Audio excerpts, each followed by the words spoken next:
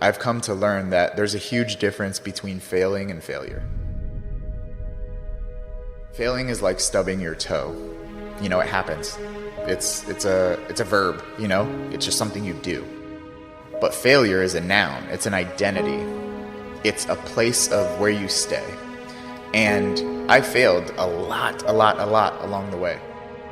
But I was never a failure because I kept trying, I kept doing it, and I understood over time that my value wasn't representative of the things that worked or didn't work.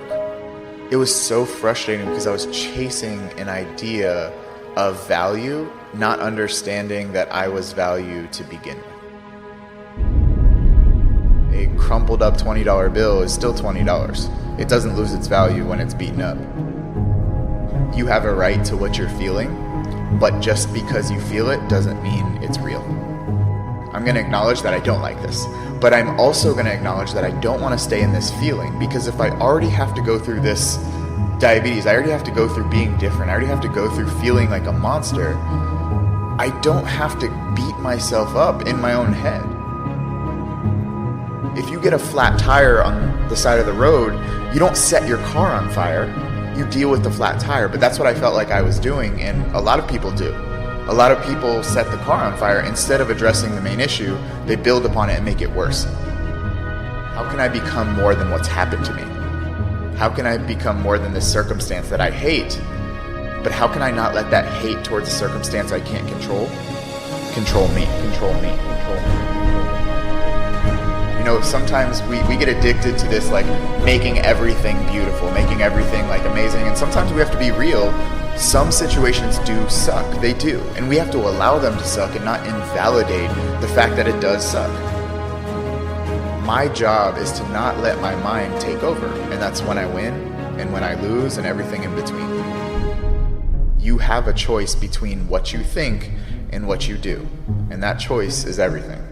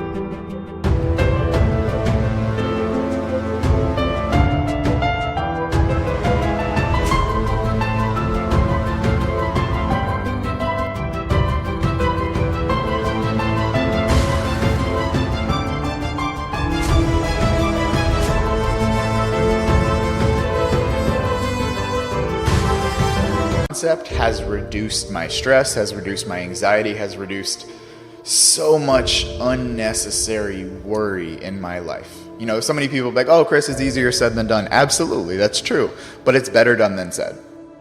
If you focus on what you can control, you reduce the energy investment into things you can't. What if I get fired? What happens if my partner leaves me? What happens if my business fails? What if? Okay.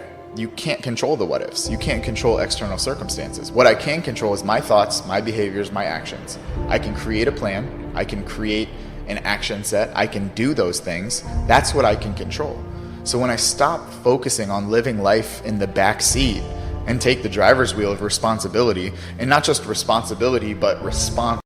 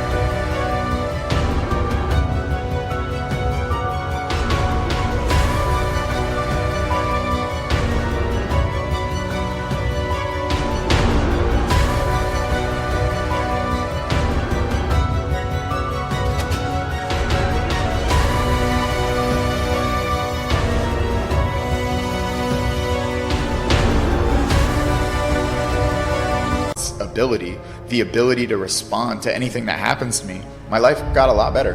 So now I choose to focus on what I can control, not what I can't.